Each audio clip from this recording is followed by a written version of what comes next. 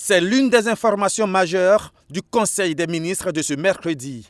Le recrutement prochain de plusieurs officiers et sous-officiers de police.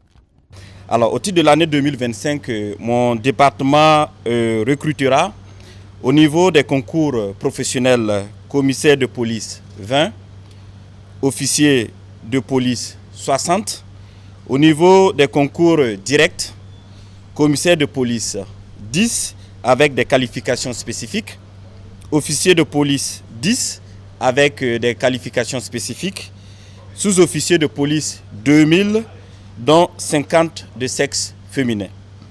Par ailleurs, pour le concours direct des sous-officiers, des quotas seront réservés aux volontaires pour la défense de la patrie, aux volontaires adjoints de sécurité et aux femmes des forces de défense et de sécurité tombées au front.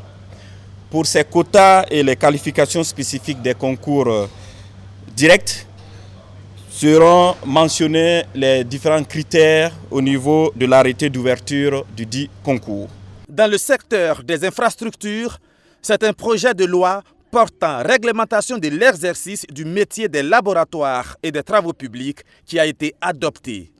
Ce nouveau projet de loi a pour but et objectif de lever le monopole du Laboratoire national des bâtiments et des travaux publics en vue d'entrer dans la dynamique de la mise en œuvre des engagements de l'État, de soutenir les différentes initiatives présidentielles en cours et dans le souci de faire face efficacement aux nombreuses sollicitations qui en découlent. Les innovations majeures, c'est d'abord l'ouverture de certaines activités de laboratoire au secteur privé. Ensuite, l'institution de l'agrément technique pour la réalisation des travaux, des activités de laboratoire. Et enfin, la création d'un organe de régulation des activités des laboratoires du secteur du bâtiment et des travaux publics.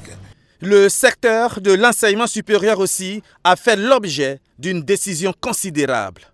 Le Conseil des ministres de ce jour a adopté un important décret relatif donc à la déclaration d'utilité publique urgente, le projet de construction d'une unité de formation et de recherche en sciences et techniques et une cité universitaire du centre universitaire de Dori.